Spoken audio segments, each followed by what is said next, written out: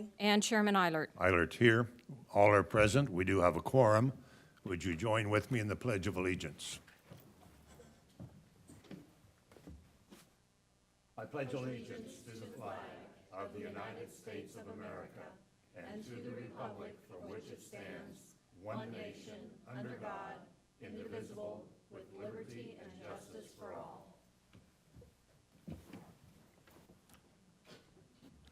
Thank you. For those who are present, if you have a noise-making device, would ask that you turn it to silent mode so as not to interfere with our electronic communications. We do have several proclamations to present this morning, and we'll do so at this time.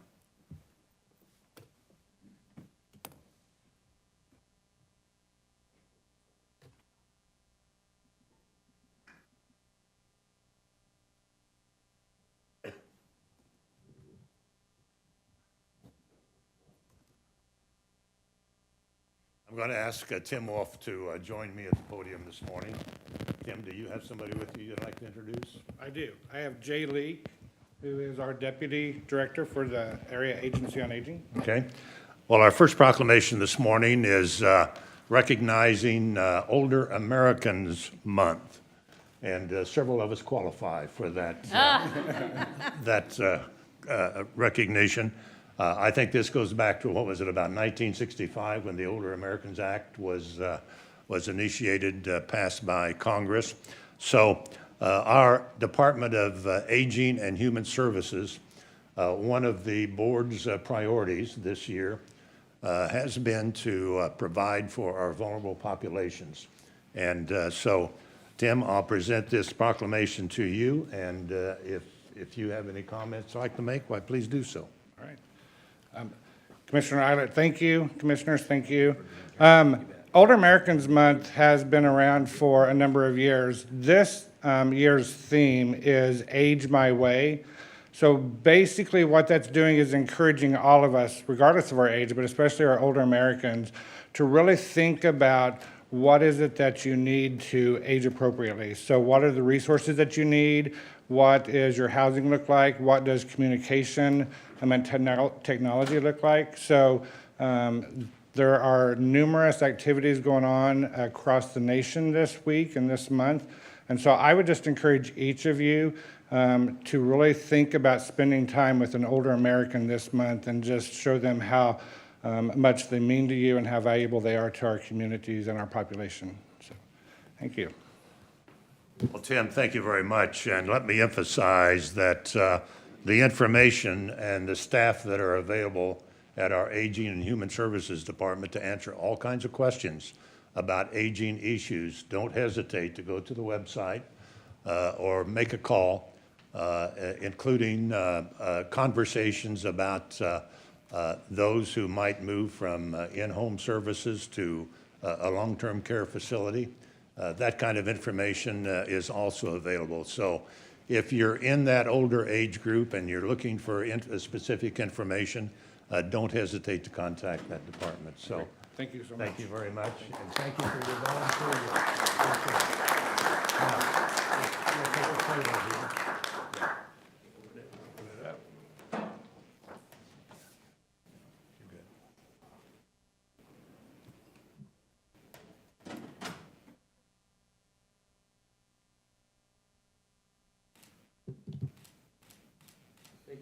Thank you. Thought maybe we were too tall for you. Thank you very much.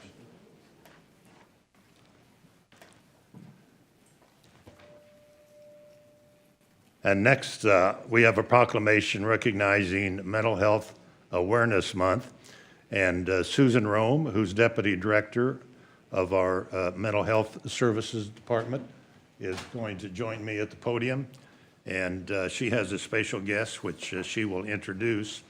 But mental health, our mental health operation, mental health agency is one of the busiest that we have in the county, providing mental health services through across the age spectrum. And that service is available for anyone, whether you have insurance or can afford to self-pay or not. Those services are available to the entire community. So, Susan, I'll present this proclamation to you in recognition of the importance of the good work that you and others in your department do. Thank you very much. Thank you so much. Christine? First, I want to just thank the commission for all your support. We do have a very large and very busy agency, and we depend on the resources of the county to keep us going, so thank you for your support. I'd like to introduce Christine Anderson. She's with NAMI, the National Alliance for the Mentally Ill, and she is going to speak here for a minute. Thank you. Thank you. As she said, my name is Christine Anderson, and I am with NAMI Johnson County at the National Alliance on Mental Illness, or NAMI is the largest grassroots peer-led mental health organization in the world. It offers free programs and services to communities like ours, and as you know, 1 in 5 people report living with mental health challenges. And the number has increased to 1 in 3 during the pandemic. Our family, like so many here, has been touched by mental illness. 4 of the 5 people in our family with mental health challenges have chosen the route of recovery, which is good. One of our daughters was unwilling to participate in seeking recovery, and she died by suicide 4 years ago. Just like anyone with a chronic illness who never sought outside help, she could not survive. When our family was struck with mental illness, I tried to learn about it, but because of stigma and shame, stayed isolated about it for 10 years. 7 years ago, I took the NAMI Family to Family class, and that's a peer-led education class. For the first time, I understood I was not alone. It was those connections that helped me go from isolation to advocacy. Becoming a part of NAMI has changed my life, and because of that, I am trying to help other people who have similar struggles within their families. I believe that no one mental health organization in our community can do everything to affect the change needed. Collaboration with other organizations is essential. Johnson County Mental Health, our hospitals, professional mental health care workers, other nonprofits besides NAMI like Carl's Cause, Pathway to Hope, Rediscovering You, and the awesome initiative recently led by the Good Faith Network.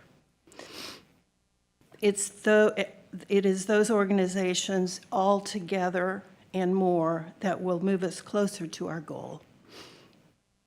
Let's end bias and stigma toward mental health challenges. This proclamation that May is Mental Health Month is a great way to move us closer, all of us closer to mental health for all.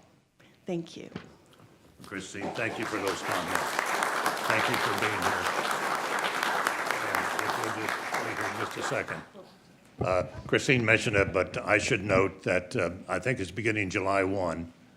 There will be a new hotline for those who are dealing with suicide issues or want information or want to be consulted.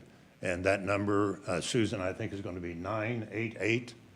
And so if you have issues that you want to talk with others about, remember 988, and they'll be glad to respond to you. So thank you. Thank you very much. Thank you again.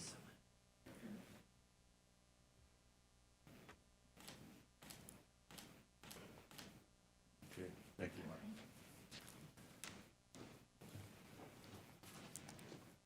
And next, we have a proclamation prepared recognizing Emergency Medical Services Week. And I'm going to ask Deputy Chief Scott Sayer to join me at the podium. And Scott, I think you have someone else with you. You know, MedAct is one of the most important services that Johnson County offers. And in our community surveys, it continues to rank very, very high about the ability to have health professionals respond to emergency situations. So, Deputy Chief, thank you very much for your service, and thank you to all of those in our MedAct operation for the good work that they do. And if you'd like to make a couple of comments and introduce our guest, why, that's fine. Yes, sir. Thank you for the opportunity to be here this morning. I've got Division Chief of our Field Operations, Christopher Winger, with me as well. EMS Week is a week that's been set aside back in the 70s from the Ford administration to take time to recognize the workers who provide emergency medical care to their community in the pre-hospital setting. So I thank you, Chairman, Board of County Commissioners, for this opportunity to recognize the men and women of Johnson County MedAct and the work that they do in this community. I'd also like to thank our co-responders with the fire departments who also provide EMS service and the Office of the Medical Director that supports us in the community. So thank you again and appreciate this opportunity.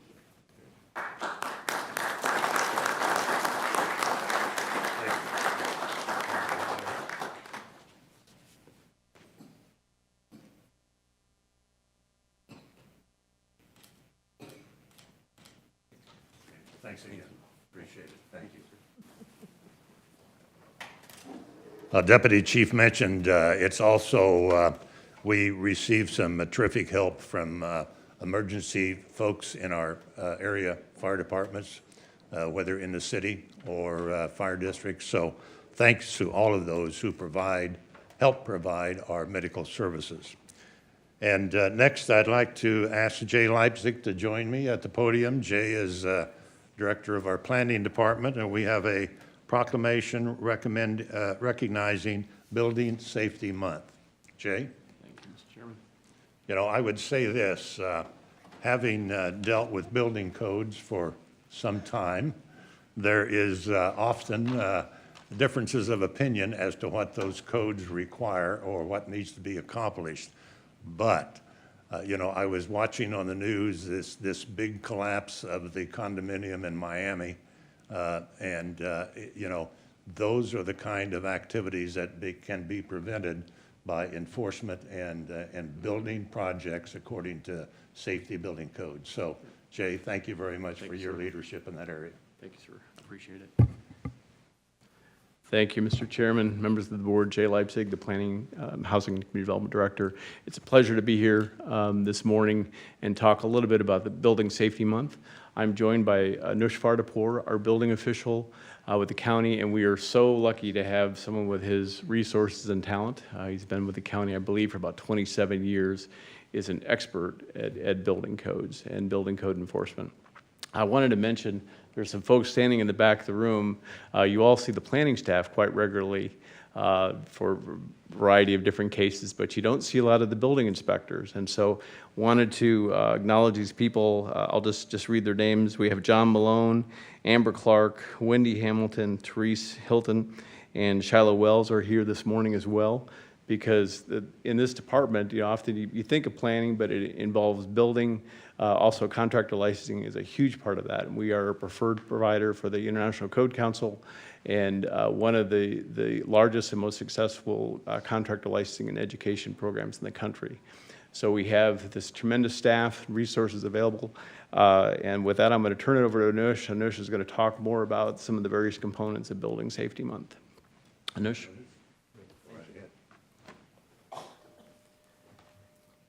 I have a little statement for everybody, please.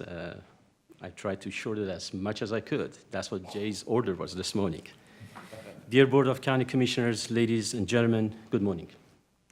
Building Safety Month is a community recognition campaign admired by jurisdictions globally during the month of May from past 42 years to help individuals, families, and businesses realize what it takes to create a safe and sustainable structure. This year, the theme for 42nd Annual Building Safety Month is Safety for All, Building Code in Action. This year, Building Safety Month focuses on issues that currently impact our everyday life, such as building safety, energy, water, and disasters. These factors are a constant concern for our homes, schools, businesses, and communities. This year, the weekly themes throughout the month for May of 2020 are as follows. Week 1, Planning for Safe and Sustainable Tomorrow. Week 2, Exploring Careers Building Safety. Week 3, Understanding Disaster Mitigation. Week 4, Creating a Safe and Abundant Water Supply. On behalf of Johnson County Planning Codes, Contractor Licensing, and Housing Inspection Divisions, I would like to thank the Board of County Commissioners for their support for our department and proclamation for Building Safety Month. Thank you very much. Senator Noosh and Jay, thank you very much. And thank you to the staff.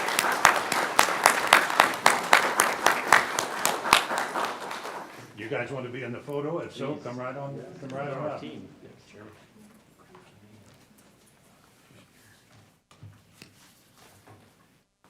Go ahead. Yeah, you can just put that right here, and we'll kind of gather around it.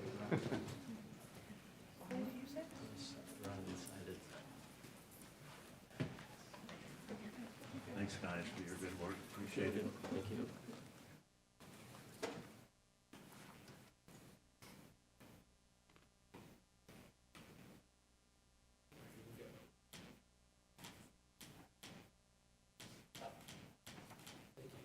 Okay, thank you. Thanks again. Jay, thank you. Appreciate it. Thanks, guys. Appreciate it. Okay.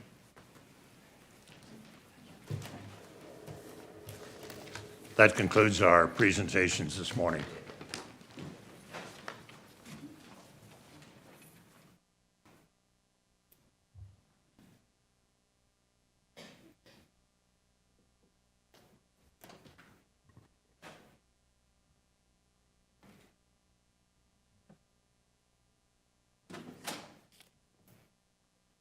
Next is the public comment portion of our agenda. Would remind those who are speaking, whether virtually or in person, comments need to be limited to 2 minutes. And if a speaker goes over, the chair is required to ask you to conclude your remarks. We do have a couple of virtual commentators this morning, and so we will hear from our first presenter. First, we have Debbie Detmer. Debbie Detmer. Can you hear me? Yes, ma'am. Hello, I'm Debbie Detmer, a grandmother of 8 and a retired registered nurse. So I guess you, with your way of thinking as the County Board of Health and the Board of Education members, did not require or even consider masking for flu in previous years. So were you just derelict in your duties to protect the public and mostly our children? Of course not, because the real science said then and still does that masks do not work for these small viruses that are airborne. And of course, the masks do more harm than deliver any kind of benefit. A new peer-reviewed study has been published in the Journal of Cure Us. Dr. Benny Spira reviewed 35 European countries with at least 1 million people between October 2020 through March 2021, when the entire continent was undergoing the outburst of COVID-19, with 2 conclusions. While no cause-effect conclusions could be inferred from this observational analysis, the lack of negative correlation between mask usage and COVID-19 cases and deaths suggests that the widespread use of masks at the time when an effective intervention was most needed, i.e. during the strong 2021 autumn-winter peak, was not able to reduce COVID-19 transmissions. The moderate positive correlation between the mask usage and the deaths in the Western Europe also considers that the universal use of masks may have had harmful unintended consequences. Here in Johnson County, we need to have an order for no mask mandates in Johnson County, period. That's up to you as the board. You need to do this. Thank you very much. Thank you. Now we have Devin Self. Devin Self.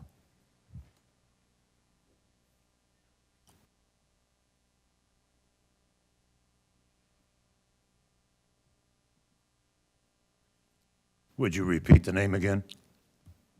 We have Devin Self. Hi, can you guys hear me? Yes. Yes, we can. Okay, great. Dear Commissioners, I am greatly concerned about what is happening in my area near 207th and Gardner Road. The city of Edgerton has decided to rezone 2 parcels of land east of Gardner Road that was previously zoned for agricultural use to allow for 2 large warehouses that will significantly increase the traffic in the area. Yet there have been no signs of infrastructure improvements to accommodate such an expansion. A study commissioned by the developer themselves only recommended widening a small section of the 2-lane road to accommodate wider turning radius, but that is not going to be enough, in my opinion. Former Commissioner Brown raised his concern about the lack of infrastructure years ago for an RV and boat storage, which was to be located in the exact same spot as these 2 warehouses. So why would they not rise to the same level of concern? I don't know. I've already raised my concern in a prior meeting, board meeting here, about how this expansion into the Hillsdale watershed flies in the face of the county's rural comprehensive plan, which, by the way, both Edgerton and the developer helped to develop. Yet there have been no hearings or even a request for comment from these 2 parties by the county to explain why they've chosen to go against what was recommended in that very plan. I believe the county as a whole and the local residents who will be negatively affected deserve an explanation. And as a taxpayer of the county, I would request that the county hold a hearing involving all relevant or affected parties such as Edgerton, the developer, the city of Gardner, et cetera, and that the public be able to submit comments or submit questions. I would also call upon Commissioner Allenbrand to hold a town hall in the near future to gather feedback from her constituents about this issue. And so with that said, I appreciate everyone's time, and I look forward to progress being made on this topic. Thank you very much. Thank you. Now we have Ben Hobart. Ben Hobart.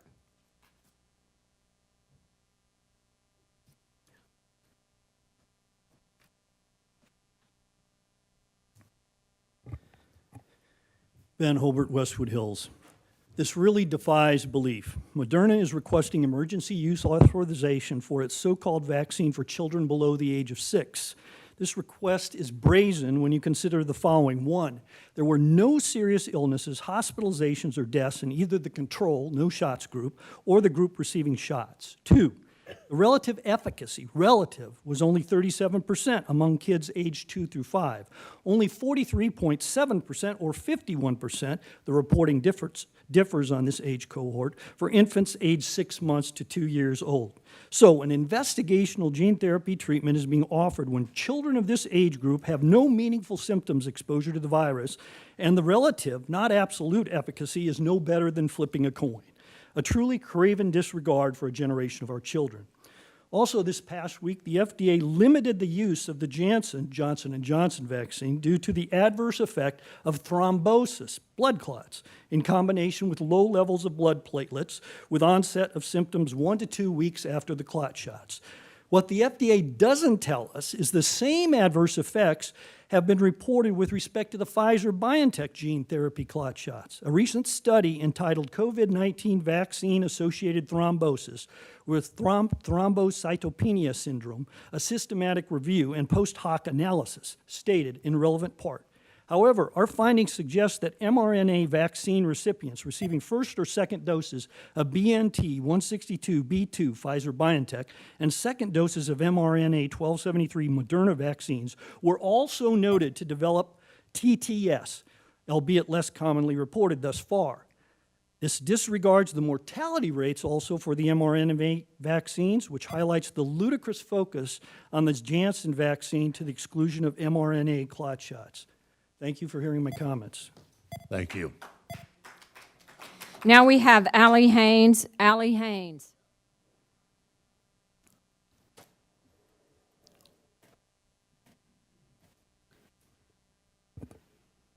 Allie Haynes, Lenexa, Kansas. Good morning. I'm the co-chair of the Mental Health Action Team of the Good Faith Network, and we are calling for the establishment of a mental health crisis center in Johnson County as soon as possible. When a community does not have sufficient access to crisis stabilization, it places undue burdens on our law enforcement and co-responders and increases the likelihood that residents in crisis end up languishing in an emergency room or jail. Johnson County currently receives its crisis stabilization from RSI Incorporated in Wyandotte County, and that facility is often at capacity because RSI can only serve about 28 people overnight. When we asked their director, Colleen Medrano, how many more beds they would need to not be full, she said some days we could fill 25, 35, 40 beds. Knowing that creating a facility in Johnson County that could serve 35 people would dramatically increase the availability of crisis stabilization, and that happens to be about the size of the new crisis facility opening in Douglas County. We know that there is a crisis center for Johnson County included in the facility's master plan, but it calls for 150 beds. We know that the capital improvement project budget previewed before this body on April 28th projects capital cost of a crisis center at over $207 million. And we know that the Douglas County facility cost just $10 million. So that CIP budget is pricing something that is over 20 times the cost of a crisis center in a neighboring county. The Good Faith Network is concerned that this project is oversized and the exorbitant price tag presents a barrier to expediting the timeline for opening. We understand that a work group is forming to begin the planning process for the crisis center, although it has not been made clear who is convening and facilitating that group, and we would like to know that. Regardless, we call on this commission to have the work group reevaluate the size and cost of this project in the hope that the timeline for opening it can be expedited. Thank you. Thank you. Now we have Tim Suttle. Tim Suttle.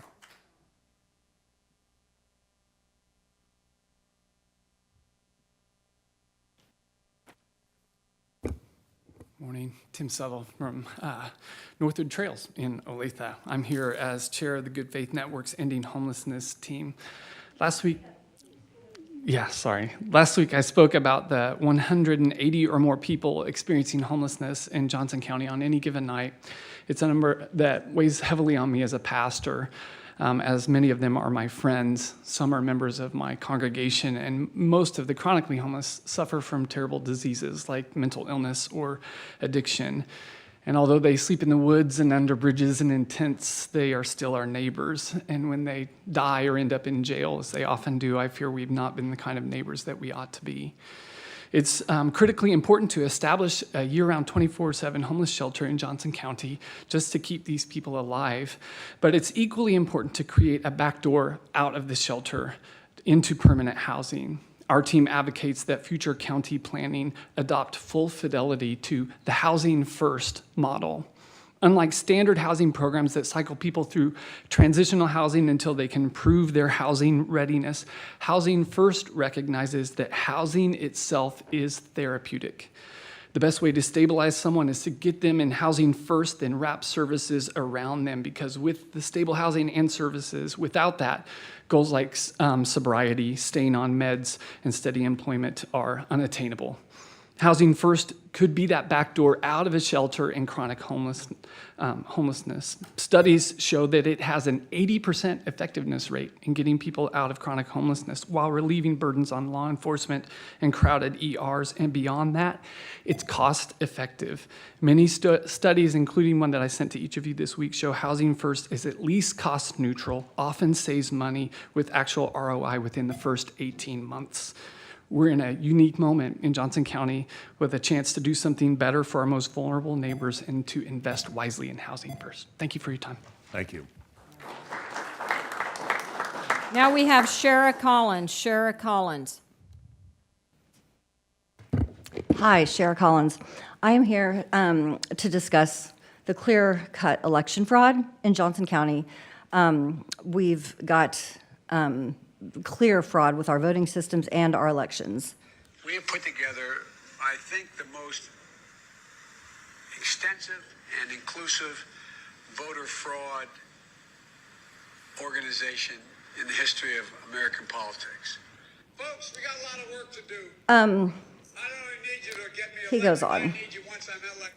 He goes on and on. Okay. Anyway, here in Johnson County, we have voting systems that were purchased. The voting systems are not certified. They're not certified across the United States. But I have, in 2018, Johnson County purchased over $10 million in new voting systems. 5/25 of 2018, Chairman Eilert signed the purchase order for those systems. Now, I do have copies of certifications from Kansas dated July and October of 2018 to certify these systems. They were put together on a Word document with no state seal from our Secretary of State. It is required by federal law and state law to have certified voting systems. Let me see. Election Day 2020, There was a hack into our election systems, which caused required a cold restart. You guys won't hear about that, though. I obtained that through a FOIA request. Let's see.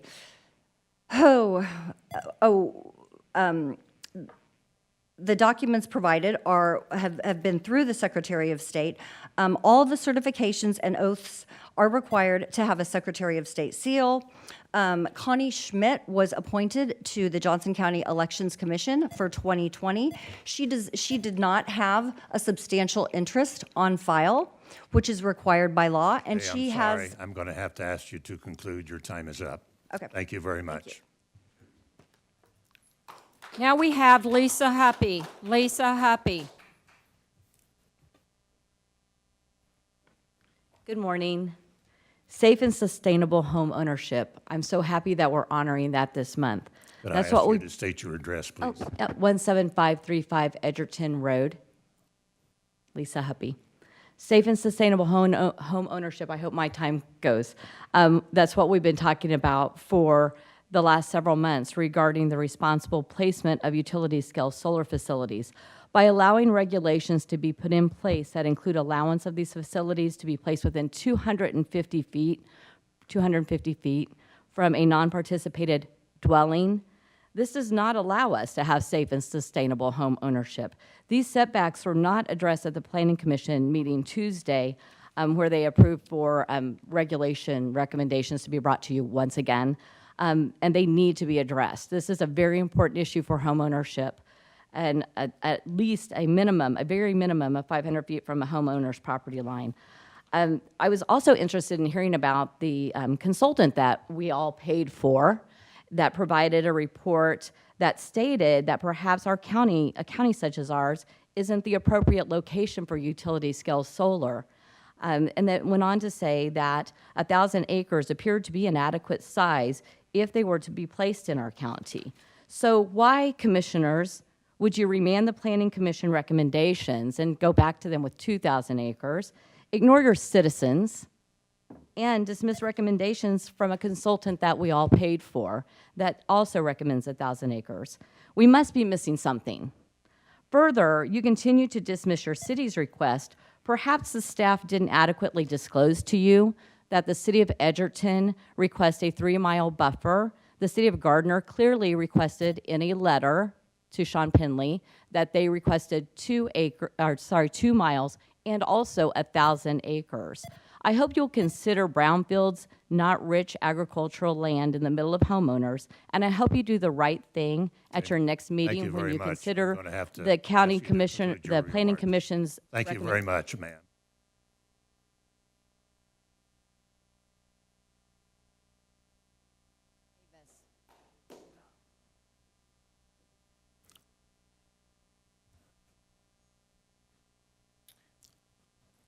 Thank you, Commissioners, for hearing me. My name's Wayne Davis. I live on 29080 West 199th in unincorporated Johnson County. Well, cities in Johnson County have executive and legislative branches of governance to protect them and their concerns. You, the Commissioners, are our only governance on a local level. We look to you for protection from the abuses of cities like Edgerton, who have refused to establish an industrial district, but instead allow North Point to hop over rural residential property with no boundaries or infrastructure to protect the rural citizens. So we look to you to protect us. In District 3, Charlotte O'Hare has been coming alongside and advocating for rural residents. But in District 6, my district, we haven't not received any help over only a deaf ear to our concerns. In my conversations with Shirley, she has expressed a concern for the cities and not for rural residents, even though the 6th and 3rd district make up 90% of the unincorporated Johnson County. She would be upset if trucks using the road in front of her house for a shortcut would be to the extent that they are on my road. In addition, on 109th 199th improvement. I've heard there's a desire to improve 199th Street to 4 lanes. Hope you consider it based on safety, and the new bridge is just built. 2 lanes is all that we'll support. The new bridge over I-35 was built in 2 lanes with over a 50-year life history, and I would really appreciate that you would protect my interests and the interests of us rural residential citizens. Thank you. Thank you. Now we have Jennifer Williams. Jennifer Williams.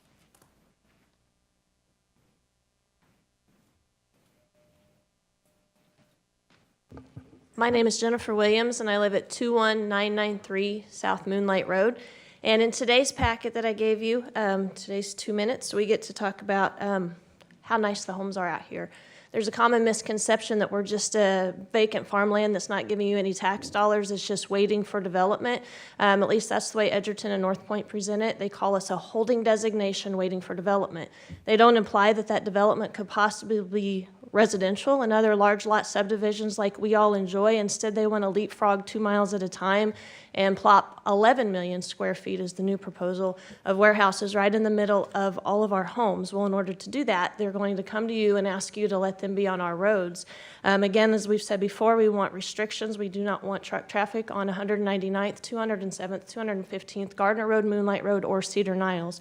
That's our neighborhood. Those are our roads. That's our only safe way for us to walk our children. We don't have sidewalks. We don't ask you for sidewalks, but we do use those roads. It's where your bicyclists and your cars and motorcycles, everyone comes out to enjoy this community, but it's also our homes. If you look at the property values of what you're collecting for tax dollars right now, just in this half mile around this proposed development, you have over $80 million in appraised value. That was at the 2020 numbers, and I've included the data from your Ames as part of this packet and also a segment of what we presented to Edgerton to let them know how this is a complete violation of every single golden criteria. Again, I know you don't have say over the zoning, but you do have say over the roads, and we're begging you to please restrict this truck traffic off of our gravel roads, our narrow 2-lane roads. Do not build up 199th Street if they come to you. I know your Public Works Director is a partner with Edgerton, as they call it, and he's told others that he would give that eminent domain rights to widen those roads as necessary, but we paid for our right of quiet enjoyment, and we want to continue to enjoy that. And again, if it doesn't stop here, if 199th goes to 169, on to 69, you take that $80 million and you start multiplying it for every mile that you go, 5 miles to 169, another 15 to 69, you're destroying our property value. Thank you. Thank you. Now we have Andy Cross. Andy Cross.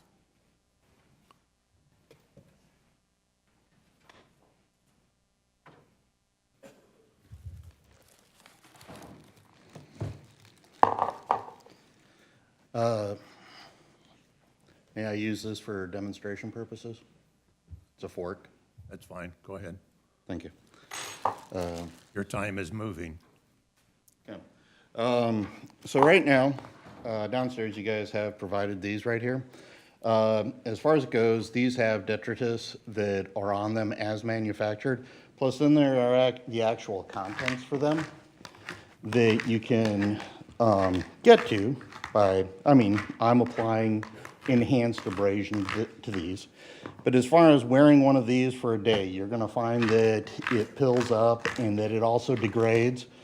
So if the, you can actually see the contents if that gets passed around.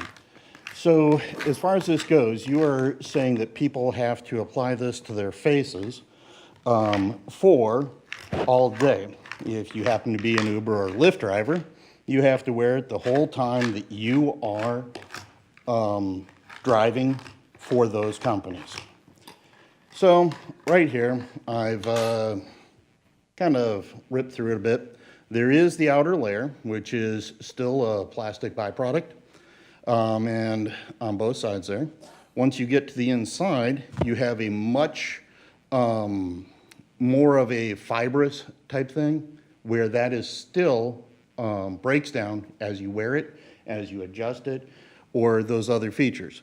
So you're inhaling this into your body. I don't know if any of the commissioners would agree to inhale any of those little bits that are in that baggie right there. Otherwise, this is what you're doing to us every day that you decide that we are forced to wear these masks. Right now, there are several studies that have put out that you are having those in the bottom of your lungs. As far as other things, I convinced my kids that I was Santa Claus. Okay, thank you very much.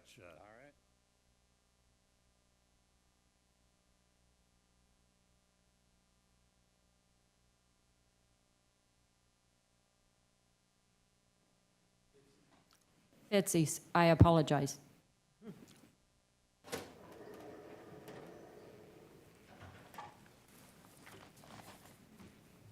Thank you very much. I live at 10910 West 120th Terrace, Overland Park, Kansas. I'm a retired cardiologist, and I've also had the privilege of serving a term of duty in Vietnam, and later on took care of many of our servicemen at Walter Reed.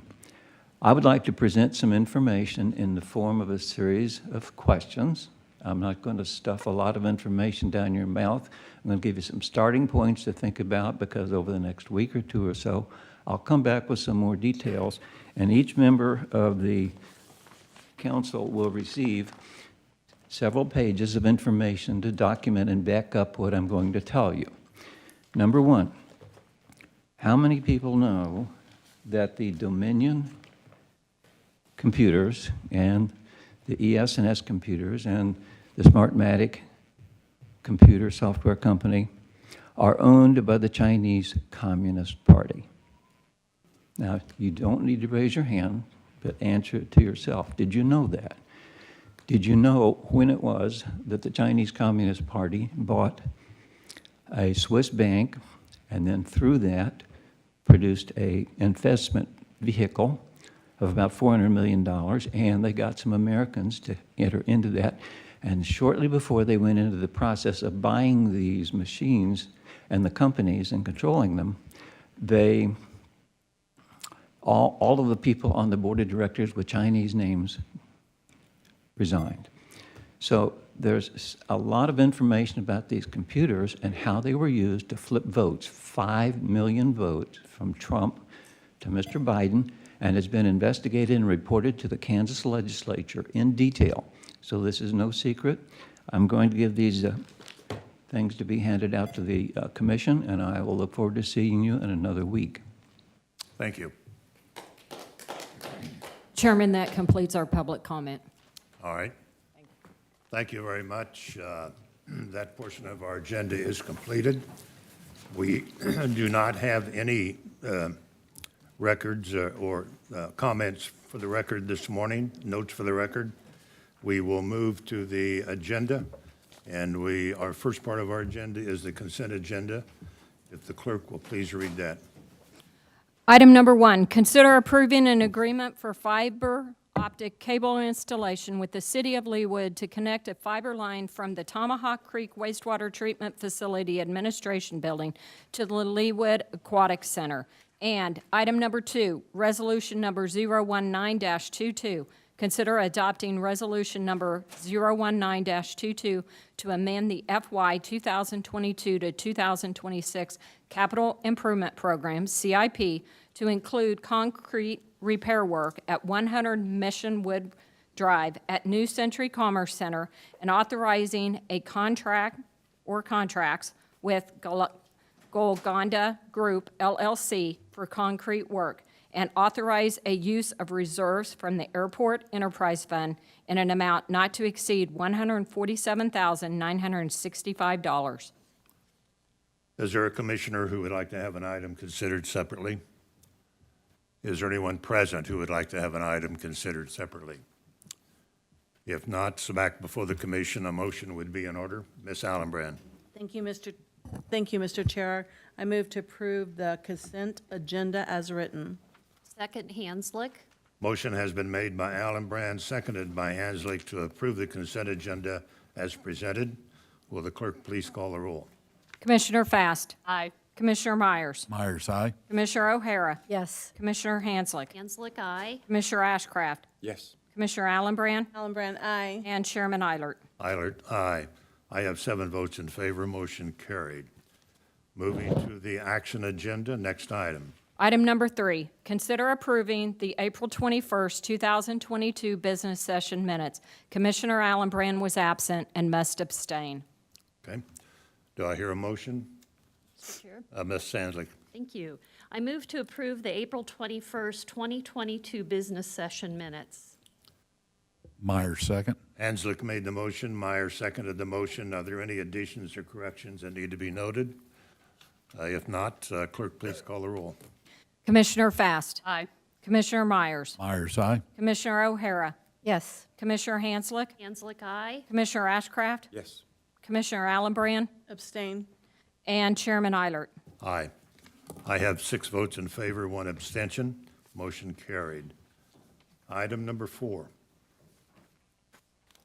Resolution number WD 22-014, conduct a public hearing and consider authorizing funds for the construction phase of the Douglas L. Smith Metal Basin Wastewater Treatment Facility Solids Improvement Project, IMB1-Contract 34, in an amount not to exceed $6,048,400, increasing the total project authorization to $6,898,400. The public hearing is open. Ms. McCarrick. Thank you, Chairman, and good morning, Chairman and Commissioners. Susan Pekarik with Wastewater. This project is located at our Middle Basin Wastewater Treatment Facility. I think we have a map we'll pull up here for you. The Middle Basin facility is located at 69 Highway and College Boulevard. This is actually for the, if we could pull up number 4.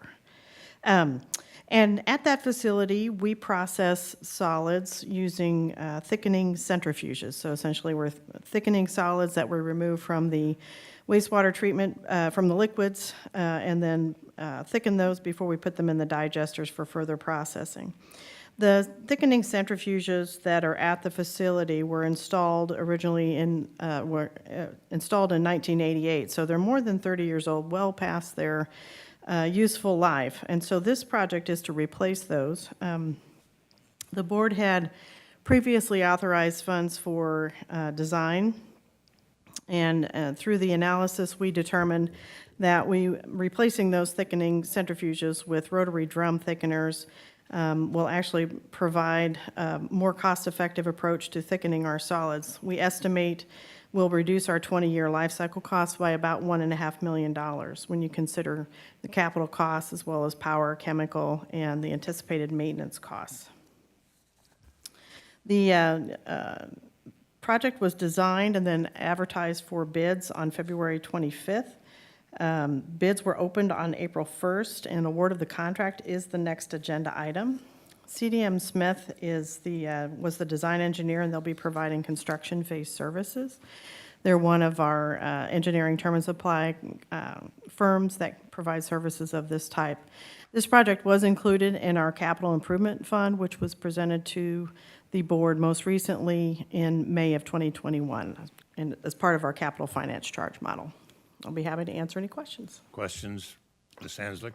Yes, thank you. Thank you, Ms. Pekarik. I just wanted to reiterate from our discussion last week that the cost of this facility is not from property taxes. It's all paid for by ratepayers through Johnson County Wastewater. Even though it's part of the county budget, it is not paid for by property taxes. That's correct. Thank you.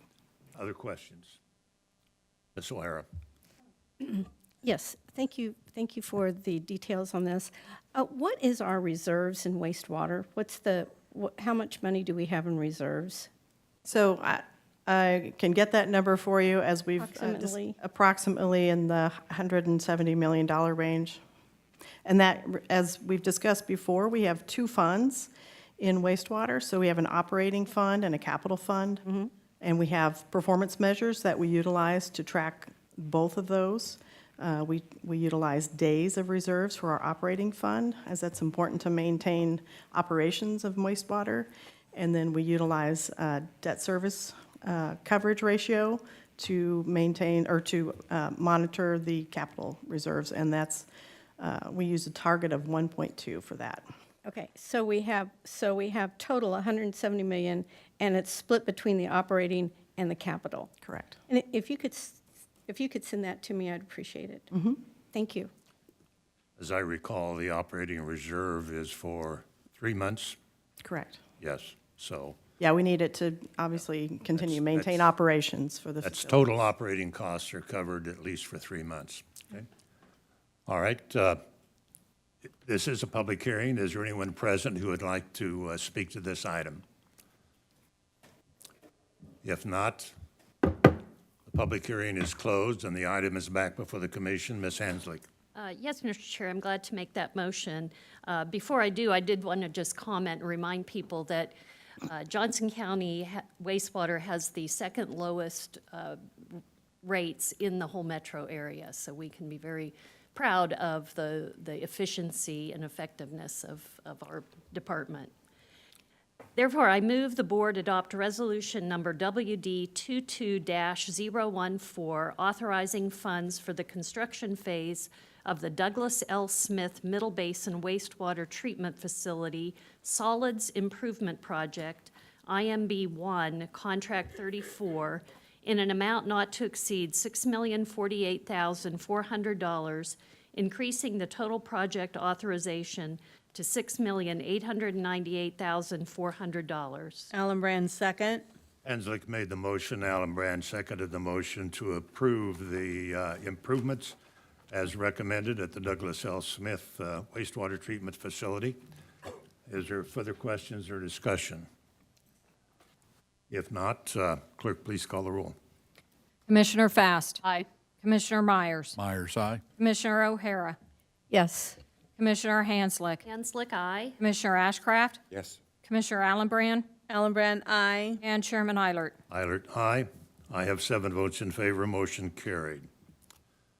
Item number 5, invitation for bid number 2021-078. Consider authorizing a contract with Mega KC Corporation to construct the Douglas L. Smith Middle Basin Wastewater Treatment Facility Solids Improvement Project, IMB 1-Contract 34, in an amount not to exceed $4,632,900. Ms. McCarrick. Thank you, Chairman and Commissioners. Susan Picaric with Wastewater again. So this is a companion item to the previous item. On April 1st, Financial Management and Administration, the Purchasing Division, opened bids for the Middle Basin project for facility solids improvements. The invitation to bid was advertised in local newspaper and posted electronically on Johnson County's website, as well as the electronic bidding site IonWave, and also on Drexel Technologies Plan Review Room. We had 5 firms respond to the invitation. Mega KC Corporation was the firm that had the lowest bid at $4,632,900. CDM Smith, who was the design engineer, reviewed the low bidder's bid and their qualifications for the work, and they do recommend awarding the contract to Mega KC. JCW staff does agree with this recommendation. The engineer's opinion of probable construction cost, it was $5,183,531. This estimate is not directly comparable to the bids. As we've discussed in the past, this is something that we have the engineer prepare ahead of time before we go out to bid, typically around 90% design, so it doesn't have a direct comparison, but it does give us an opportunity to review with our budgets to make sure that we are, before we go out to bid, we're in line. As I said, Wastewater does recommend award to Mega KC, and with that, I'll be happy to answer any questions. Questions of Ms. McCarrick? Ms. O'Hara? A quick question. This, why are we authorizing more than we're going to spend? So in our public hearing, we looked at $6,898,000. And so is this a different project? No, it's the same project, and the authorization for the funds that were just approved include the construction contractor's bid, the engineering construction phase services, as well as a contingency, 10% contingency, which aligns with the purchasing policies, and then a project administration fee, which is under the wastewater charter and resolutions. So Would you That's why please it's send me the breakdown of that? It's so in that the I can- briefing sheet that's part of Okay. the packet. Okay. Okay. All right, I did not see that. Is that in the briefing sheet? I thought it was. It is. It's in the right briefing sheet. here. Right in the You have to briefing read your sheet. briefing sheet. Previous one, so, again, I guess. And it's always good to let the public know that our fees are a considerable impact on our construction costs. So. I think it's also a good reminder that we all need to Read our read the packet. briefing sheets that are provided, so that, anyway. Okay, are there other questions? Thank you, Mr. Chairman. Is there anyone present who would like to comment on this item? If not, it's back before the commission. A motion would be in order. Ms. Hanslick.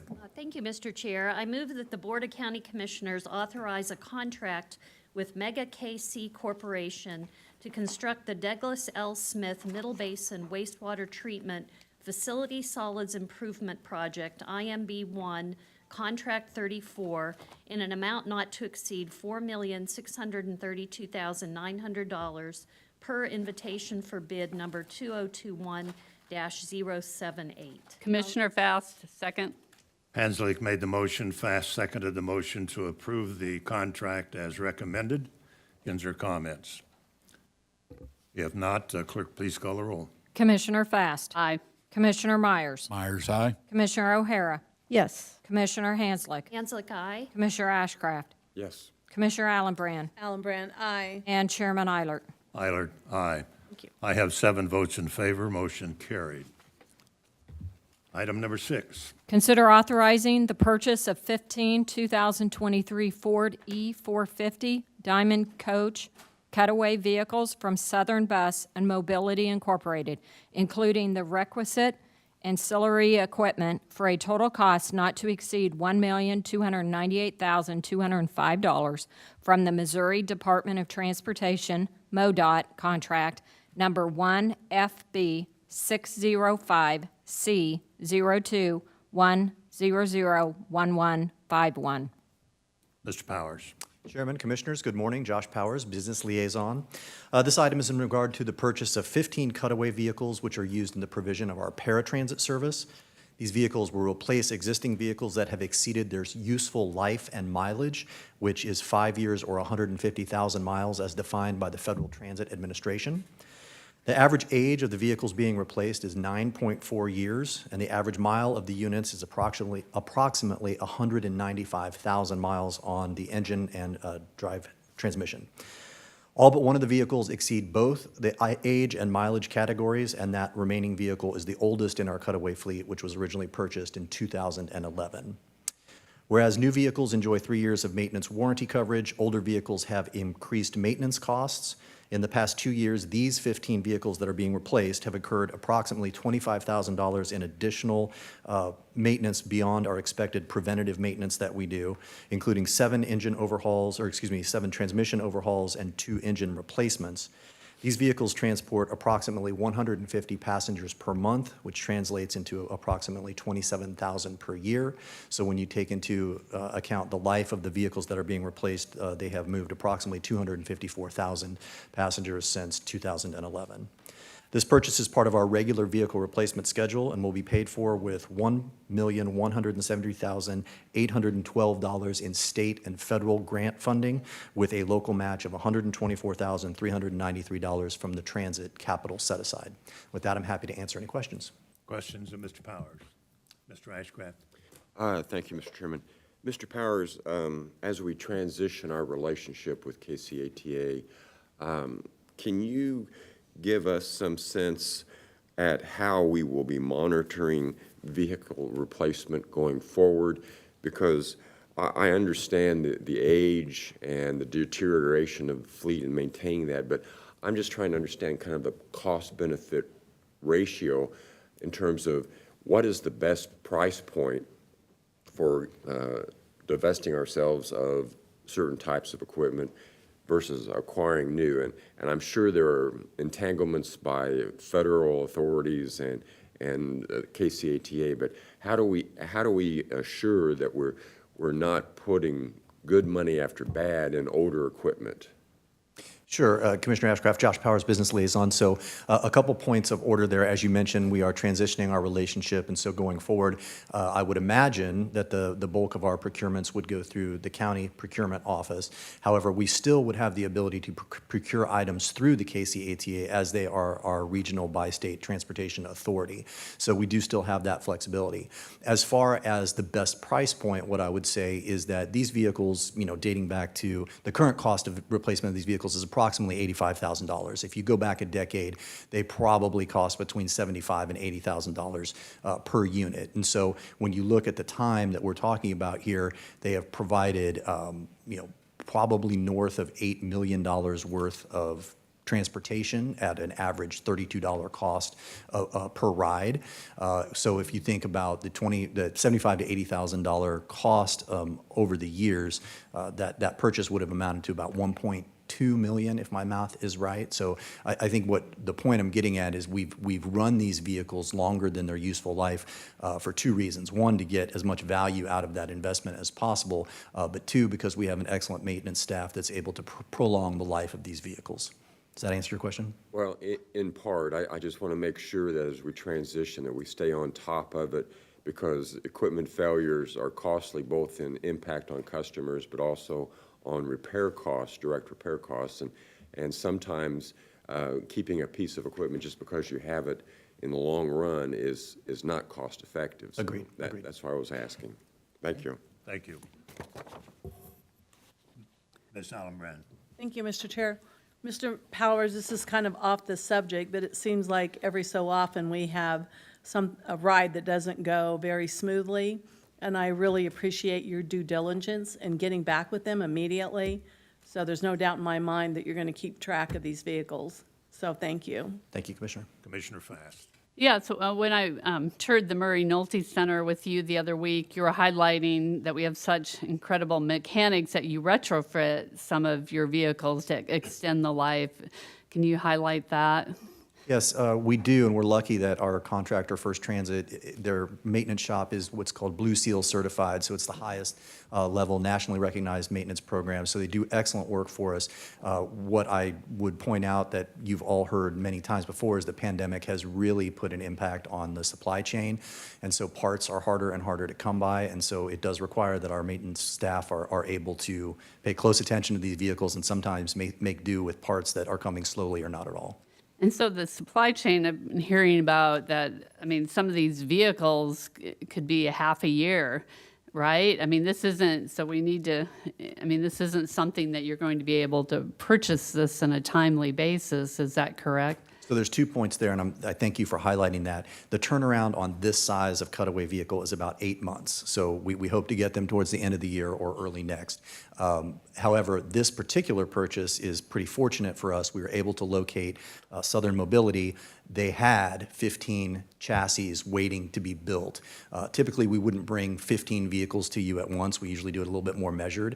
But the state of Kansas currently does not have a contract that has any Cutaway chassis to purchase. So this was a bit of a fortuitous event for us to be able to locate these units and get them in a timely manner. Okay, thank you. Ms. Hanslick. Yes, thank you, Mr. Powers. I just wanted to ask if you might clarify, because I think there's been some confusion. I've had some questions from people that the county owns our own fleet of vehicles. These are not owned by KCATA, so this will not change anything in terms of our vehicle fleet, if you could speak to that. You are correct. The county owns the vehicles. The Board of County Commissioners is on the title as the owner of the vehicles.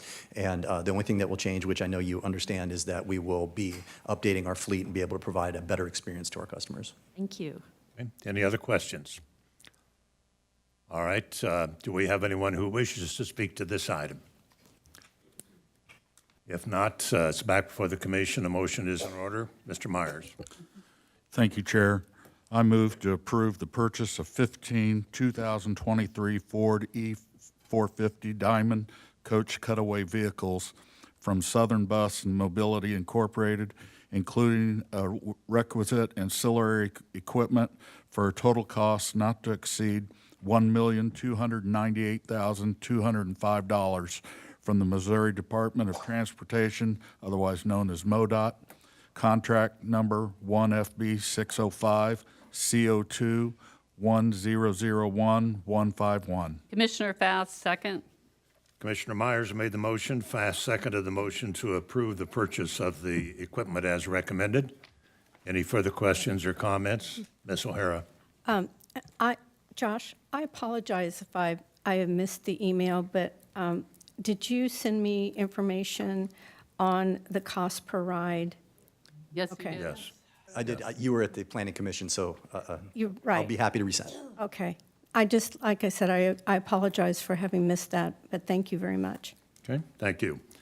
If there's no further discussion, clerk, please call the roll. Commissioner Fast. Aye. Commissioner Myers. Myers, aye. Commissioner O'Hara. Yes. Commissioner Hanslick. Hanslick, aye. Commissioner Ashcraft. Yes. Commissioner Allenbrand. Allenbrand, aye. And Chairman Eilert. Aye. Eilert, aye. I have 7 votes in favor. Motion carried. Next item, number 7. Consider approving proposed bylaws of the Johnson County Planning Commission. Mr. Leipzig. Good morning, Mr. Chairman, members of the commission, Jay Leipzig, or members of the board. This item pertains to the adopting the bylaws of our planning commission.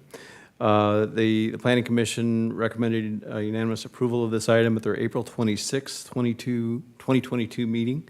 I've been working with Peg Trent, our chief legal counsel, in developing these.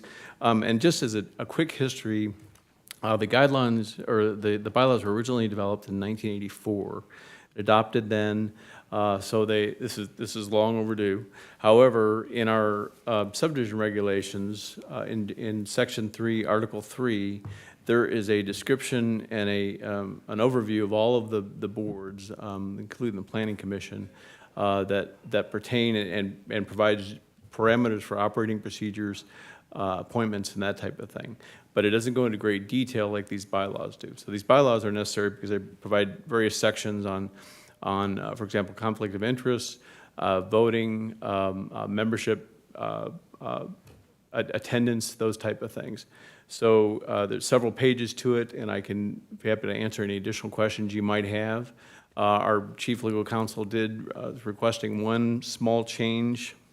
I believe it's in section 4.09 concerning the conflicts of interest. And Peg, I'll turn it over to you if there's a sentence we'd like to have deleted from the draft.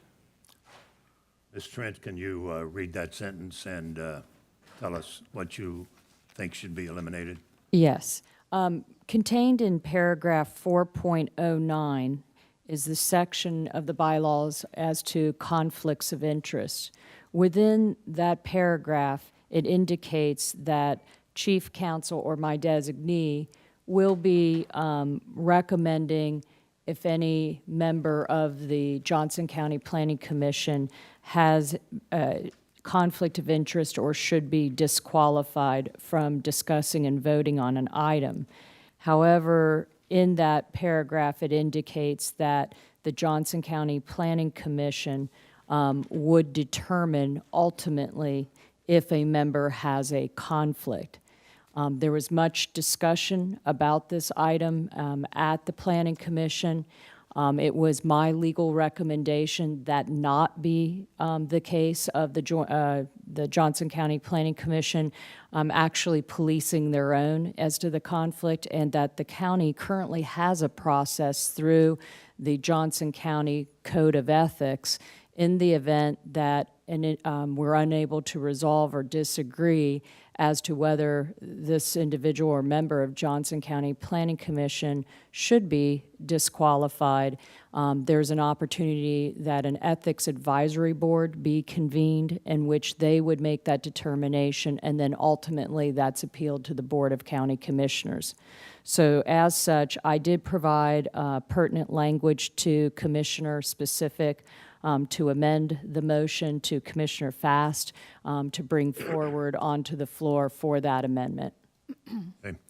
Well, in reviewing the bylaws, updating from years past is certainly important and a good step. And so I certainly don't have any problem with the bylaws except for this one issue. And as the legal counsel stated, there is a process in place in the county that needs to be followed. So that portion of the sentence, I think, needs to be amended out. Ms. O'Hara. Thank you, Mr. Chair. Have we considered sending this back to the Planning Commission so that it can be explained to them, so that it can come back clean, rather than, and if they have a disagreement with it, that they can explain their rationale as to why, if they want to keep it in there? No, this is not a zoning item.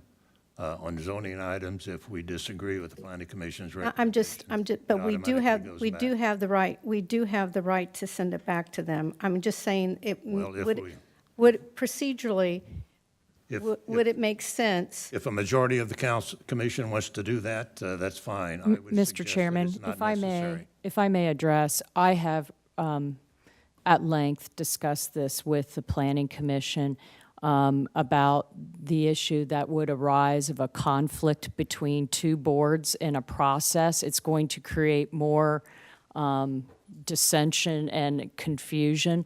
However, most of the board members that were present were wanting to have that authority and actually told me I had too much authority. And so I don't believe even going back and having another dialogue would would go in a different direction or discussion. And I mean no disrespect, because this board Planning Commission did a great job taking their job seriously, making sure that all of the information contained when this actual draft was complete, and to have a unanimous says a lot. But this particular provision, I have real serious legal concerns. Okay, thank you. Ms. Allenbrand. Mr. Chair, I have a motion when you're ready, but I just want to make a statement. I applaud legal and also the staff in going forward with some bylaws. I've sat on 2 different planning commission in different cities, and these bylaws are something that should have been put in place earlier. So I'm so glad that Ms. Trent has done that. So I have a motion when you're ready. Okay. Other comments, Mr. Ashcraft? Thank you, Mr. Chairman.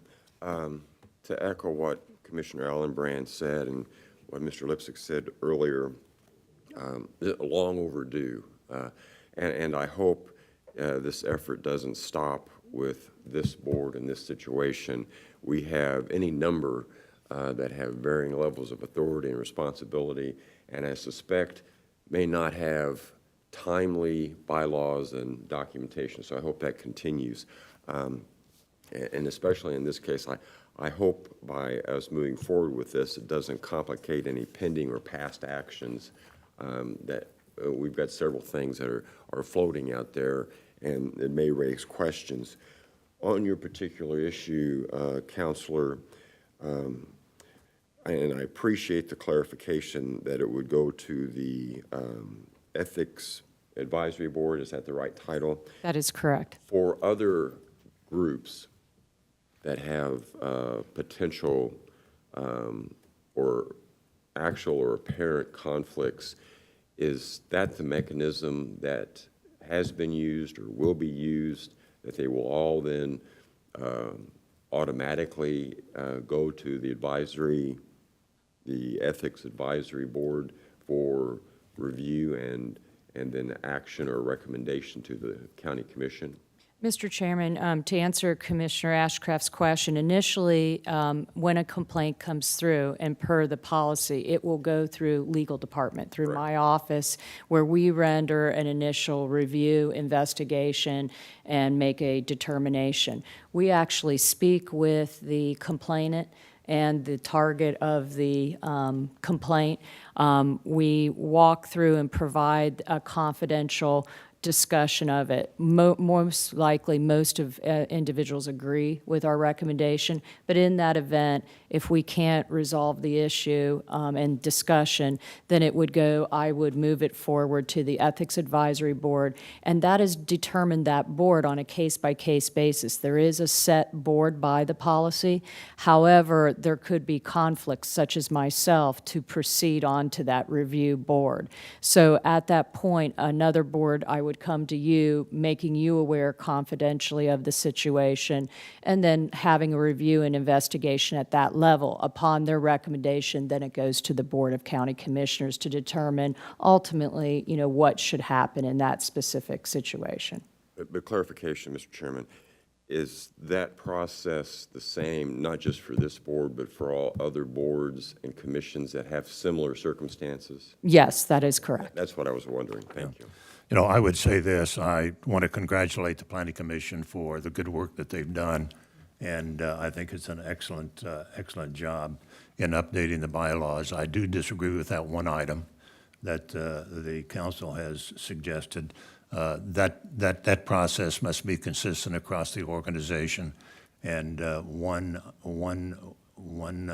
policy committee should not be treated differently than all others. So I hope the motion includes an amendment to eliminate that. Okay. Chairman. Ms. O'Hara. Could you just restate what the Planning Commission recommended and what you are recommending? If you would, please. I think if, Mr. Chairman, I believe the motion for Commissioner Fass has the specific language, if that's to amend the main motion on the floor at this time. Well, if we could just have it in the discussion part, I would just appreciate if you would just explain it one more time. But that would be part of the Ms. Fass, discussion Ms. of the Fass, amendment. I'm not asking for the motion. If you would read that amendment.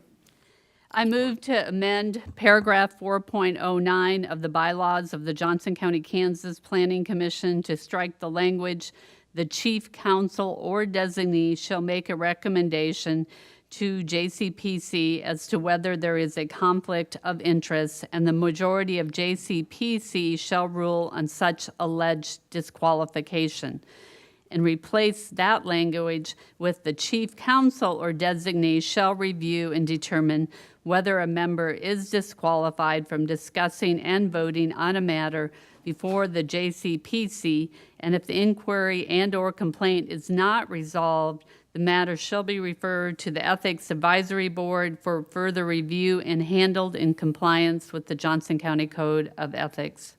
Okay, thank you very much. And then just how often are we having, how often has this advisory board met, like within the last 5 years? Is this a frequent, I'm just trying to understand, is this a frequent, is this a frequent procedure that's used?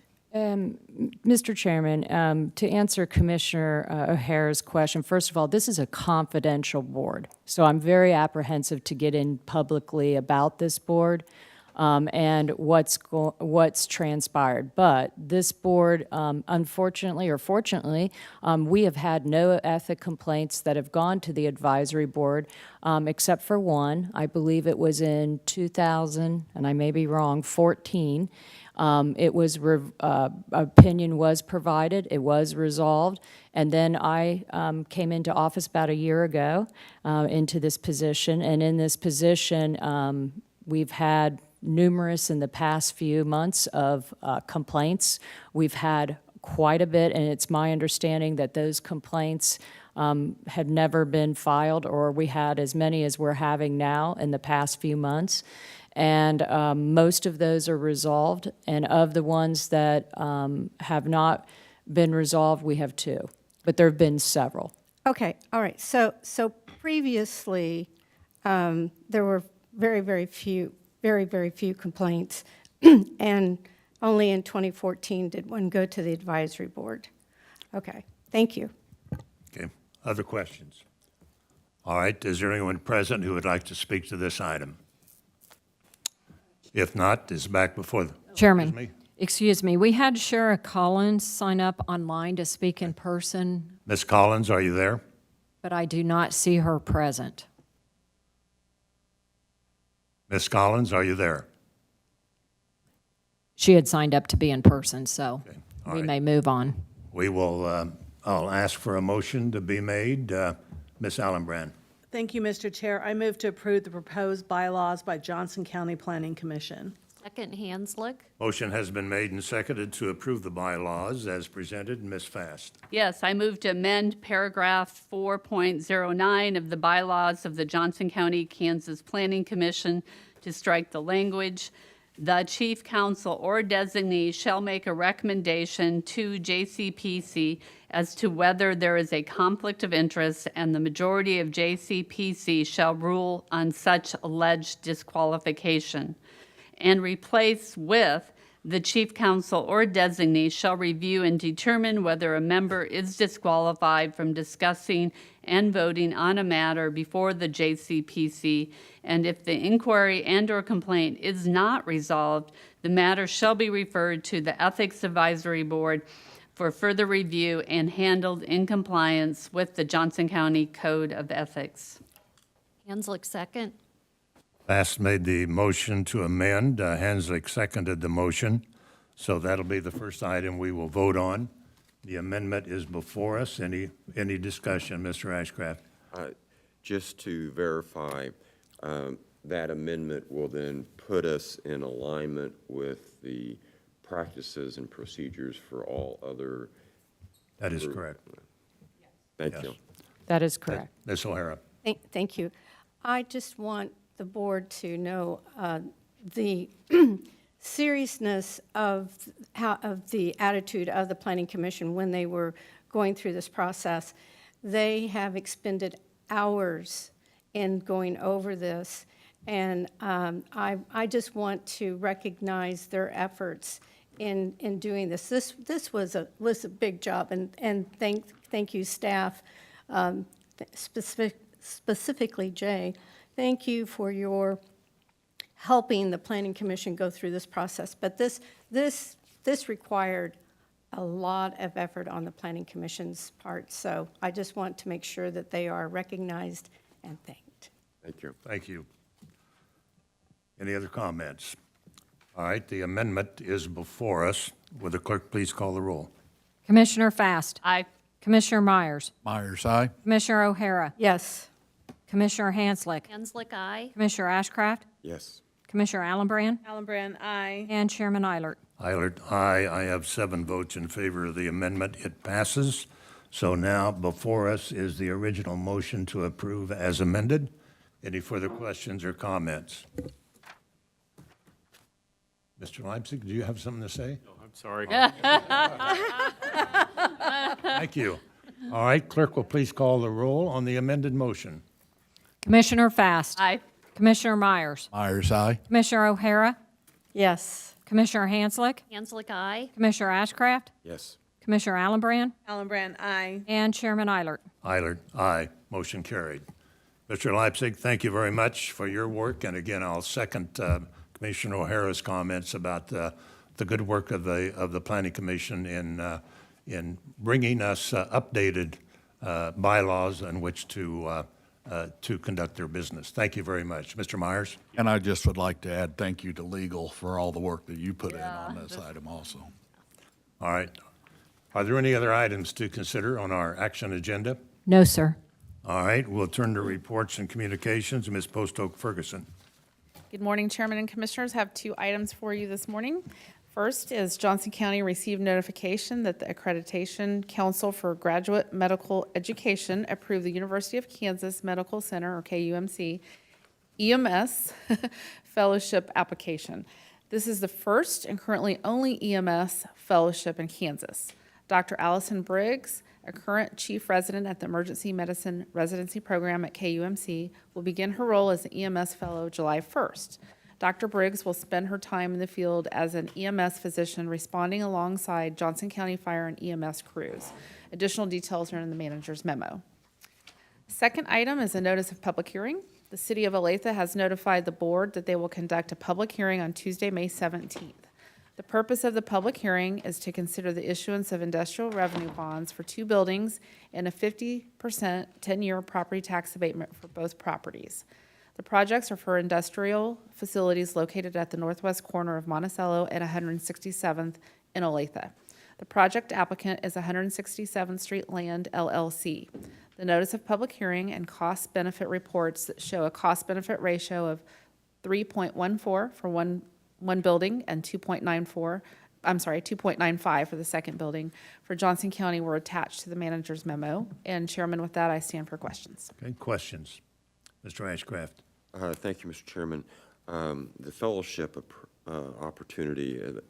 Sounds pretty cool. I'm still trying to grapple with what the responsibilities will be, but let me ask the question that you would expect me to ask. Is there any liability concerns in terms of having someone of this caliber involved in the field and participating or in decisions or not participating in decisions? Just how is that handled, given the complexities and challenges that sometimes are seen in the field? I'll look to either Maury or Peg to respond. Yeah, I'd be happy to. And actually, excellent question. That was one of our concerns. And actually, this has been a conversation ongoing for a number of years now to get us to this point. My understanding is all of those concerns have been addressed, and that liability really lies with KU. Thank you. Okay, other questions? All right, thank you very much. Thank you. We'll now turn to our COVID-19 updates. Mr. Thompson, in regards to funding. Yes, thank you, Chairman and Commissioners. Maury Thompson, Deputy County Manager. Time for your monthly report of our federal funds. You have the usual 3 pages of that report, starting with the state and local fiscal recovery funds. Changes are highlighted on yellow as usual in that form. The net change in the balance of those funds is $200,699.71.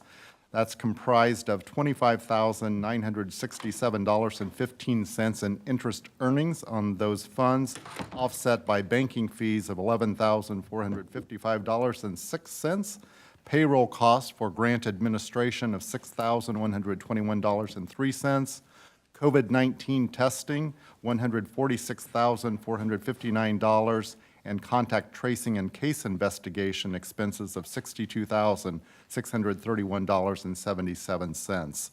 Page 2 of the report is the report of the County-wide Support Fund. As a reminder to the board and others, that's that roughly $22 million that we've accrued due to the lost revenue calculation in the Act.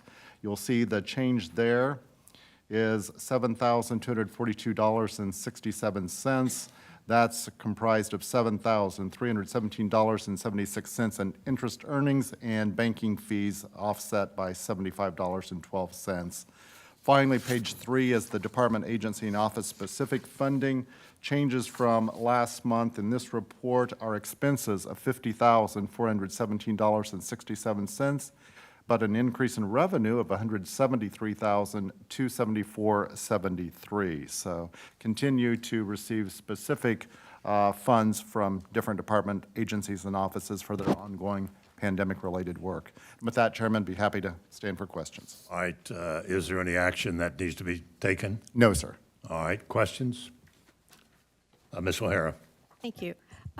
So Maury, these contact tracing and case investigations, these are not going to be ongoing expenses. We pretty well have retired that portion of these expenses, correct? I would say generally that's true, and that would be my understanding. Yeah, you should see that continue to diminish probably pretty rapidly. Okay, and I believe that we do have an employee that is in the health department and environment that is hired for this contact and tracing. Is that correct, or is that something that I just need to talk about in budget?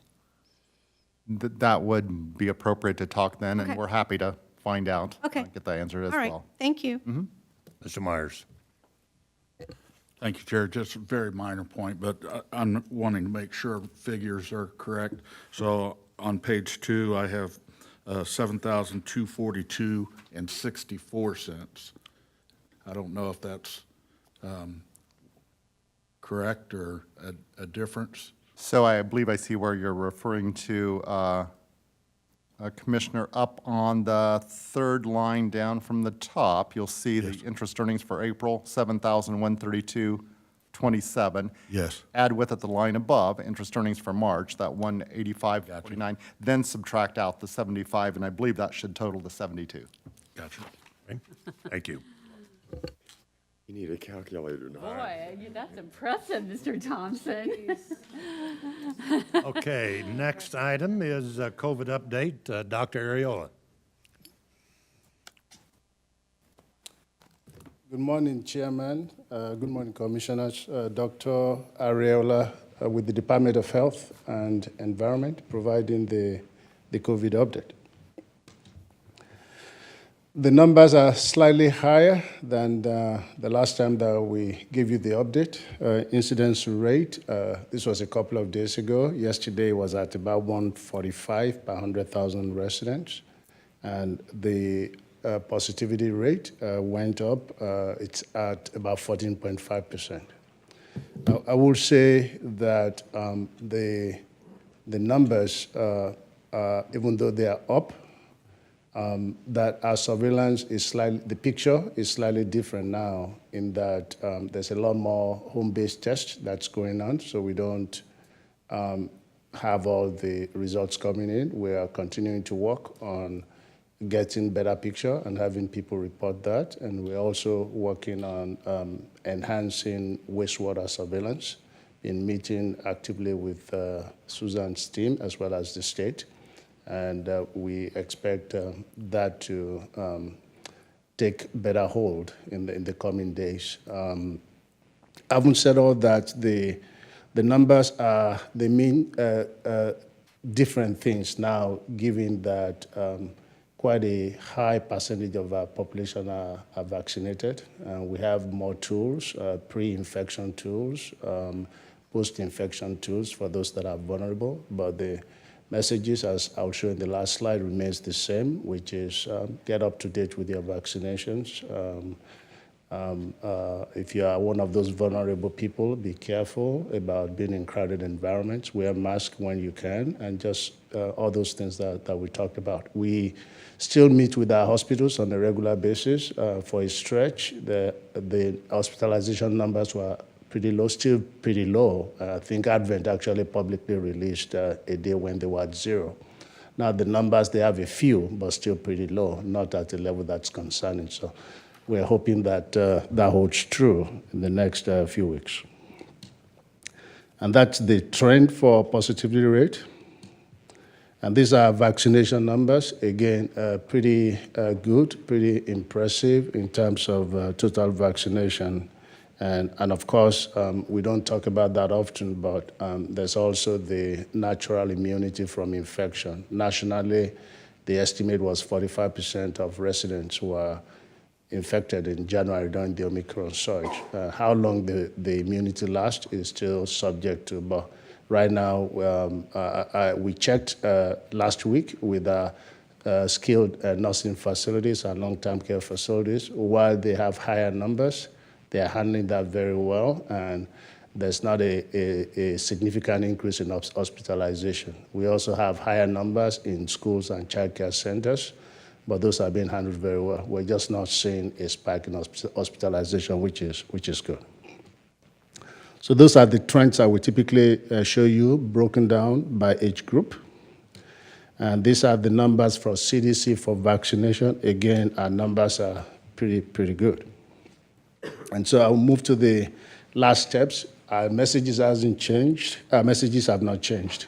Get up to date with your vaccination. Wear masks as appropriate. Avoid crowded environments. If you have symptoms, get tested. At the health department, we are open to give free test kits to people 3 days a week. And there are tests readily available in the county. More importantly, if you're sick, stay home so you are not spreading the virus around. Happy to take any questions that you may have here. Ms. Hanslick. Thank you, Dr. Areola. I had a question. I was contacted by some people who were alarmed at the rates going up in Johnson County. So I directed them to look at the CDC website, which is by county, and there's more emphasis on hospitalizations as an indicator of the rate in the community. And according to the CDC, we're still low. And then also on the MARC dashboard, you can look at hospitalizations, COVID hospitalizations specific to Johnson County or throughout the metro. do you have any other tools that I might share with people, or would you agree those are pretty good? Those are pretty good. I received an update from Mark this morning. While in terms of numbers, there are a little bit more numbers in hospitalization, but the numbers are still pretty low. Again, the infection numbers mean something completely different than a year ago. Now we have vaccination, we have more tools. The virus is still active and it's probably going to continue to be active, especially if you are more vulnerable. Just take the smart steps to protect yourself. Thank you. Thank you. Commissioner Ashcraft. Thank you, Mr. Chairman. Dr. Ariel, thank you. Do we have any metrics on reinfection rates? Once either you've had it or think you've had it, are we seeing that people every 6 months, every year get reinfected? Or do we monitor that? Do we have any sense? Right. So until the increase in home-based tests, we could track people. We could track if you were infected and reinfected, and that's nationally, but there hasn't been any sophisticated analysis. Really where you're going is length of immunity and whether people do get reinfected, just like people that are vaccinated, they get infected also. But we haven't, that analysis hopefully will be done sometimes nationally and we can see. But the immunity thing, it's changed. The estimate originally was for 3 months, then 6 months, now it's moved. So there's a lot of variables there. The quick answer to your question is that analysis has not been done. It's even more difficult to do now because the surveillance numbers are just not comprehensive because of home-based tests and we don't have access to those. Well, the reason I asked Dr. Ariola, we've been at this for 2 years and a lifetime. Yeah. And we've been tracking and just eyeballing it. It looks like the overall for the 2-year period, maybe the average positivity rate's been 5 to 8%. I mean, it's gone much higher than that. But if you take that over time and the duration of the illness, it just seems like we'd have to have some repeating of the illness to recognize the positivity rate being continuous for such a long period. That's why I was asking. Okay, thank you. Ms. Fast? Yeah, is the incident rate the better one to follow? Because the denominator is so small on percent positive. So, I mean, is that correct or am I off on that? Yeah, so every little bit of these numbers contribute something. Nothing is absolute, but you're absolutely right with positivity rate. It's a function of the total number of tests. Now, when we had better control over surveillance, when a lot of the tests being conducted in the county, we were getting them, I felt like incidence rate was a lot better measure. My hesitation right now is because there's a lot more home-based tests and we're not getting that. And that measure, incidence rate, is a function of the total number of positive tests divided by the total population. So we're missing part. The numbers, no doubt higher than it is. You also have to factor in the people that just don't get tested. So in terms of it being better, I think it contributes. Where we are with surveillance is just a lot of moving parts and tough for us to say. You just have to put the pieces together. Hopefully the wastewater surveillance, now that it's improved, actually there are evidence that it could be predictive of what's going on. And around the region, there seems to be a spike in amounts being picked up in wastewater surveillance. So there could be an increase in the next few weeks. We may or may not pick it up depending on the number of home-based tests, which is, again, the message to our residents, especially those that are more vulnerable, is to protect yourself. The virus is pretty active right now. Okay. So I just want to thank you. I mean, these vaccination rates are incredible. I mean, that is due to the investment of this Commission for Public Health. It's due to the incredible staff. The survey, you just rocked on that survey. I mean, we hear every week, you know, how terrible our public health department is. But then when you do a community survey, that is really the marker, how incredible the work with the mobile vaccine clinics, the education campaigns. Would you say that our vaccination rate's one of the best in the country? It is, clearly, And your surveys was 90% approval rating, so you rocked it. Thank you. Thank you, Commissioner. That's what we're hearing from the community, too. Thank you. Yeah. Commissioner Allenbrand. Thank you, Mr. Chair, and I'm going to echo that, what Commissioner Fass said, so I thank you for that. I went yesterday and got my booster, and I was in and out very quickly. Of course, it's up to each individual to get that, but I also appreciate you reaching out to me. I had 3 different friends in the last 3 weeks or so that got COVID, and one has had it twice, and they've been vaccinated, but it's more cold-like symptoms, itchy throat, and they just really appreciate that they've been vaccinated because the symptoms don't seem to be bad. So if you have those symptoms, stay home. Okay. Anyway, thank you. Thank you, Commissioner. Thank you. Thank you. Other question, Ms. O'Hara? Thank you. Dr. Ariel, are you familiar with the medical journal? It's pronounced Curious, Cureus. Are you familiar with that? No, I'm not. that journal? Curious, it sounds, no, I am not. But go ahead, make your point. I probably can make your point here. There's a peer review study out showing that masks, and this was a study done in Europe, and then there was a Harvard study done that included the United States.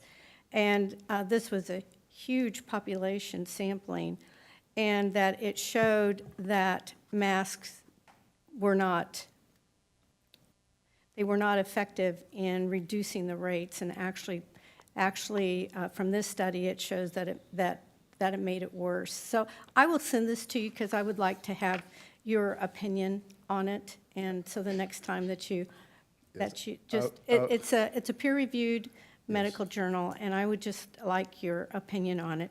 So it looks like that we are transitioning from pandemic to endemic. Would you agree to that? I would, first of all, with the mask thing, I would love to read that. I'll give you my opinion. Okay. But I have spent a lot of time looking at studies. In science, we don't look at just once. I've got to look at the design of the study and the integrity and the people that did that. But I've done journal review for such a long time. The consistency about mask being a critical part of the response remains the same. I want people that are listening to not get caught up in those things, but I'm happy to give you my opinion. Okay. Now, in terms of moving from the pandemic to, I am careful with the choice of words. I think we have more tools. We have people that are vaccinated, and infections mean something different. Now, when you still have this many people being infected and you still have hospitalizations rising, now it's gone down in other parts in the UK and other parts of Europe. So I'm hoping that it goes down. I'm hoping that the numbers of infection do not translate to high hospitalization. We're clearly dealing with it in a different way. So I am careful saying the pandemic is over with this level of infection, but we're doing a lot better than we were a year ago. Okay, and where are we on schools? What's the recommendation that your department has on schools if they choose to go back to masking? Our recommendations to school have not changed. We haven't made any new recommendations. I think the schools, either in January or February, set gating criteria, and recently some of them have changed that. We continue to use the same recommendations here. Get up to date with your vaccination. If you are home, if you are sick, stay home. If you are vulnerable, wear a mask. Those recommendations have not changed in several months. Are there any schools that are requiring masks now?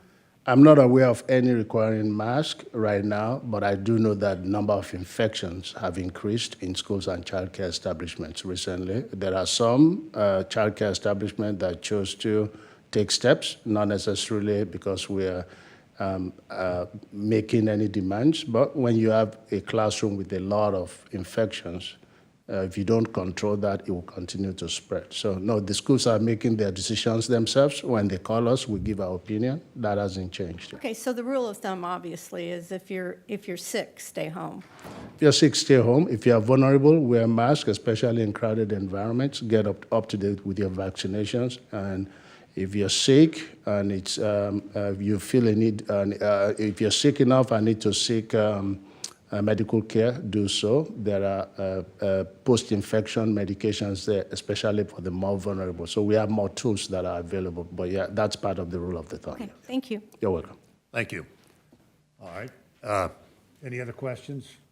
Ms. Allenbrand. Thank you, Mr. Chair. I also would like to point out that you continue to have a team and a partnership with all the hospitals, also with the nursing homes, I hate calling them that, but continuum of care. You continue to have those discussions with them, and I also want to thank you for that as well. Thank you. Yes, we continue to check up with them, have regular meetings with them. Thank you. All right, that Thank you, concludes our everyone. reports and communications. Thank you very much. Are there any other items? I don't believe so. So we will turn to commission comments. Ms. Fast.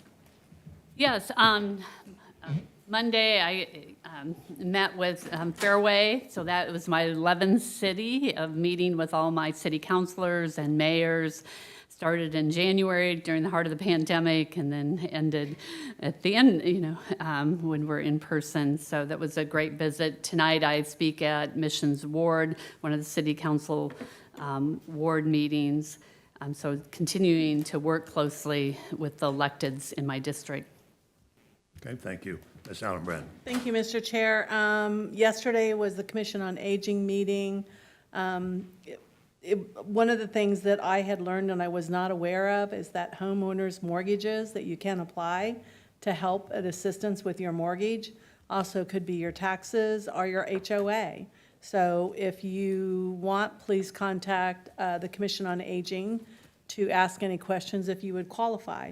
Also want to let you know there's over 800 volunteers that volunteer at this point at the Commission on Aging, but they also are in need of volunteers for home delivery meals in DeSoto, Gardner, and then also Southern Overland Park, Commissioner O'Hara. So if you can put out some words that they need or put out a message that they need volunteers for that. If you haven't done it, it's fun to go out and to help deliver meals. Also, I want to say that that Commissioner Fast has the most aging population of the current And I'm aides. one of them. And Commissioner Hanslick, you're second. So I thought that was kind of interesting. I also attended an Olathe Chamber business luncheon meeting yesterday, and I was excited to hear that several hotel managers were there, and they're all booked. There's no openings. In fact, some of them are praying for some cancellations. And so I asked them what they thought that was due to, and a lot of it's sports, graduations, and so that was exciting to hear, but the whole summer looks like it's booked. So also the Kansas Sports Commission, she talked yesterday about the NFL draft coming here and then possibly the World Soccer Cup, and she felt like that was definitely something that was going to happen. Leadership Olathe graduation is tonight if you want to attend. And then also there was a young lady that came here a couple of weeks ago about Ukraine, wanting to know what she could do to help and what we could do to help. Heart to Heart Airlift, Dr. Gary Morris, they're having an event on Saturday. So if you want to go volunteer or donate money, it's basically medical equipment that's going over to Ukraine. Okay, thank you. Commissioner Ashcraft. Well, Mr. Chairman, I do have a sinus infection. So Oh, no. for those of you that wonder why I sound this way, I've been to the doctor and got the exam, and he said, yeah, you have a sinus infection, take some Sudafed and go home. But I was also tested. So at least you don't have the scourge, but I hope you don't get the head. So. Okay, thank you. Commissioner Hanslick. Thank you, Mr. Chair. I want to thank the think we had 5 staff people on Monday night at the City of Overland Park Council. We were there for an item on their agenda to approve the special use permit for the new location for the county's household hazardous waste operation. And especially want to thank Assistant County Manager Joe Waters, who ended up making his presentation at midnight. We were there till at least we were there till 12:30. It was approved, but I really appreciated everyone hanging in there, and as I said, especially Joe Waters and Susan Pekarik were there, and appreciate their willingness to stay there to answer questions, which there were questions, and so thank you for that. Thank you. Mr. Myers. You got the scoop on me again. I was hoping we were going to start on this end this week, and I'm the liaison for the Solid Waste Management Committee, and we had a very productive meeting last night, and that was great news that Overland Park approved those new facilities. And yes, I heard it was a very long, late meeting. Yes. Congratulations. I also attended an REIC panel discussion with UCS, United Community Services. A large number of people, very influential people throughout Johnson County, and it was extremely well received.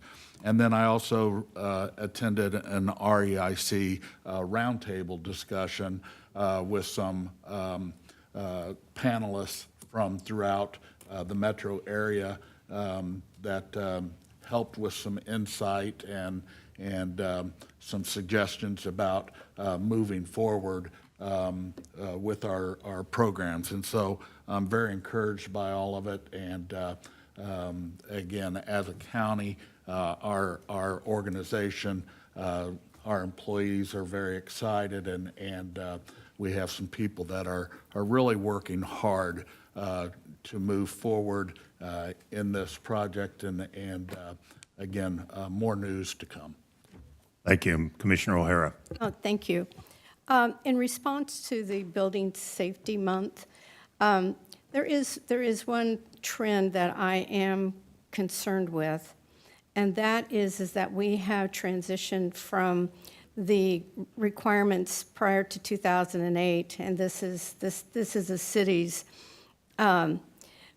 is that before 2008, any apartment complexes over 2.5 stories that would allow a garden a half above ground and the rest below ground, that anything over that would have concrete floors and metal studs in the walls. And now we have transitioned that these apartments that are 4 and 5 stories, that they are all stick-built.